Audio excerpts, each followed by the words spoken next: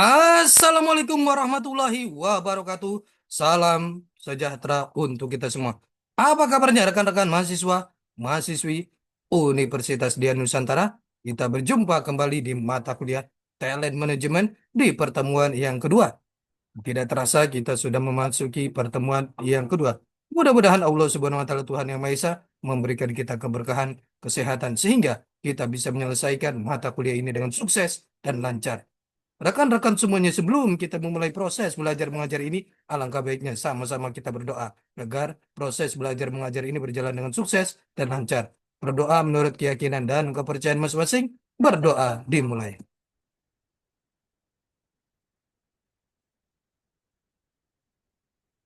Selesai. Rekan-rekan semuanya, di pertemuan yang kedua ini, kita akan membahas materi yang sangat menarik sekali. Di pertemuan kedua, kita akan membahas materi mengenai 4 langkah menciptakan sistem manajemen talenta. Ini adalah materi yang sangat menarik sekali.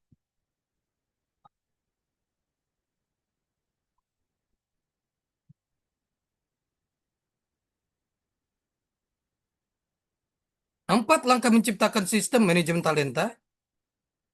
Apa saja? Definisi talenta manajemen atau definisi talent management. Talent management atau disebut manajemen talenta merupakan upaya untuk menarik, mengembangkan, dan mempertahankan karyawan terbaik dan kompeten sehingga betah dan mampu memberikan kontribusi tertingginya dengan tujuan supaya sasaran perusahaan dapat tercapai dengan maksimal. 4 langkah-langkah talent management yaitu yang pertama, menyusun kompetensi inti organisasi dan alat asesmennya. Dua, menyusun program pelatihan dan pengembangan yang sesuai dengan tuntutan kompetensi inti organisasi. Tiga, menilai kompetensi inti dan perkiraan potensi setiap karyawan. Empat, mempersiapkan rencana tindak lanjut. Di sebuah perusahaan menerapkan talent management yang dimulai dari tahap awal hingga akhir. Hal yang paling dasar adalah terkait dengan merumuskan dan menyusun kompetensi inti perusahaan. Dalam menyusun kompetensi inti perusahaan dimulai dari review, visi, misi, filosofi, dan tujuan perusahaan. Dari sini tugas utama adalah membreakdown dan menganalisa tuntunan-tuntunan perusahaan dalam menghadapi tantangan-tantangan bisnis ke depan.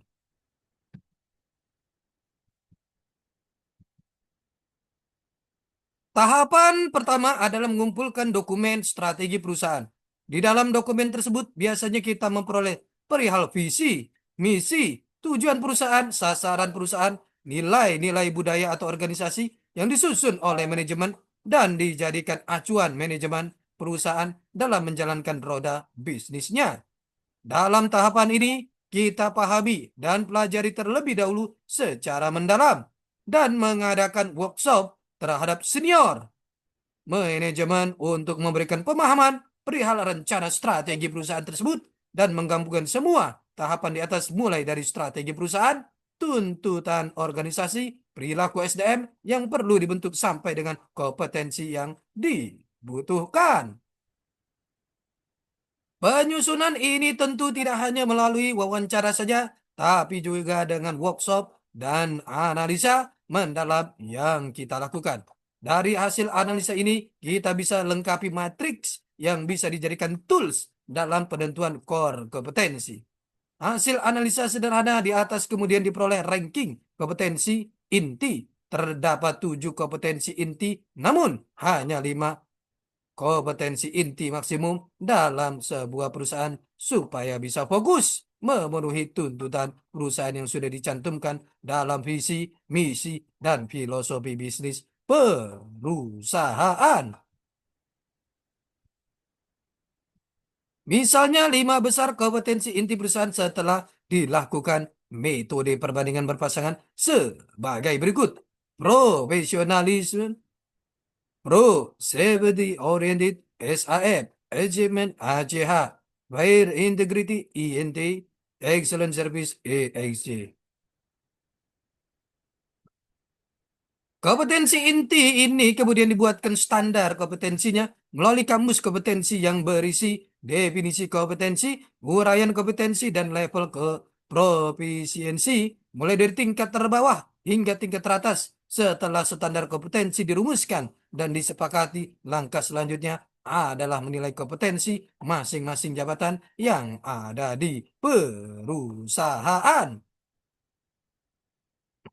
Penilaian ini menggunakan asesmen dari pihak ketiga atau vendor yang ahli tentang asesmen kompetensi. Biasanya metode yang mereka pakai adalah pemberian tugas, role play, workshop, interview, mendalam, dan lain-lain. Setelah diperoleh hasil asesmen, maka kompetensi suatu jabatan tersebut dibandingkan dengan standar baku yang sudah dibuat.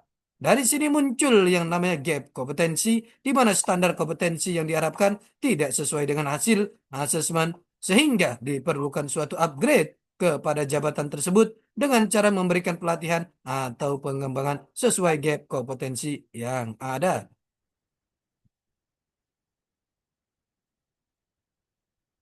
Talent management terdiri dari 4 proses utama, 4 subproses, dan adapun berbagai proses dan tindakan di dalam 4 subproses tersebut. Berikutnya akan dijelaskan 4 proses utama dari talent management, yaitu satu, inclusion adalah keadaan di mana individu merasa sebagai bagian proses organisasi.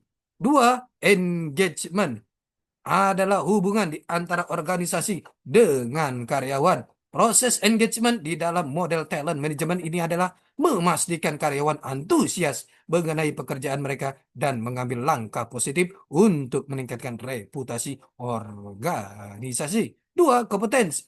Memastikan karyawan memiliki kompetensi yang tepat untuk bekerja di dalam organisasi dan memenuhi tujuannya. Tiga, retention, memastikan karyawan tetap bertahan di organisasi dan tidak pindah ke perusahaan lain.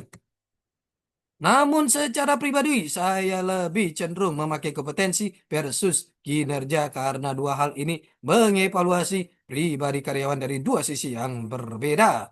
Kompetensi mengevaluasi performa karyawan dari sisi behavior dan attitude, soft kompetensi. Sedangkan kinerja mengevaluasi performa karyawan dari sisi output dan target dalam tugasnya, hard kompetensi. Di sini biasanya diambil dari hasil realisasi performance individual KPI. Dengan matriks talent, kompetensi versus kinerja, maka akan dapat diketahui hasil masing-masing karyawan apakah masuk dalam kategori super giver, giver, solid citizen, dan misfit. Hal ini akan membantu dalam mengcapture pelatihan dan pengembangan seperti apa yang dibutuhkan oleh masing-masing karyawan.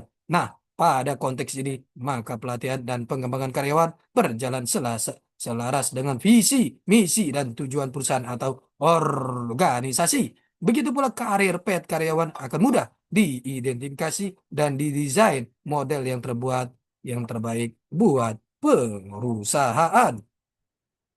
Pernyataan bahwa manusia dapat menjadi pembeda atau diferensiasi dalam suatu bisnis ini sedang berkembang dalam konteks ini teknologi sumber daya manusia telah mengalami perkembangan pesat dalam tahun-tahun belakangan ini. Sementara kebanyakan perusahaan baru saja menggunakan Human Resource Information System HRIS sebagai alat penyimpan tentang pencatatan data karyawan dan informasi dasar yang lain. Banyak organisasi telah melangkah lebih dalam lagi dengan menambahkan sistem manajemen talenta, talent management system, ke dalam portofolio teknologi HR. Para ahli mengatakan sistem manajemen talenta dapat membantu perusahaan menarik, mempertahankan, dan mengembangkan karyawan demi memberikan manfaat timbal balik bagi kedua belah pihak. Tapi apakah mungkin mengadopsi hanya sebagian dari sistem manajemen talenta? Memungkinkan. Perusahaan dapat mencapai tujuannya. Di bidang manajemen talenta, sistem manajemen talenta umumnya terdiri dari 4 modul, juga disebut pilar, rekrutmen, manajemen kinerja, pembelajaran, organisasi, dan manajemen penggajian. Pemasok telah mengintegrasikan manajemen talenta dan menawarkan keempat hal tersebut tetapi orang HR jarang membeli seluruh modul itu sekaligus. Paling-paling mereka membeli 1 hingga 3 modul dalam jangka waktu tertentu dengan maksud untuk membangun keseluruhan perangkat lunak yang digunakan atau platform.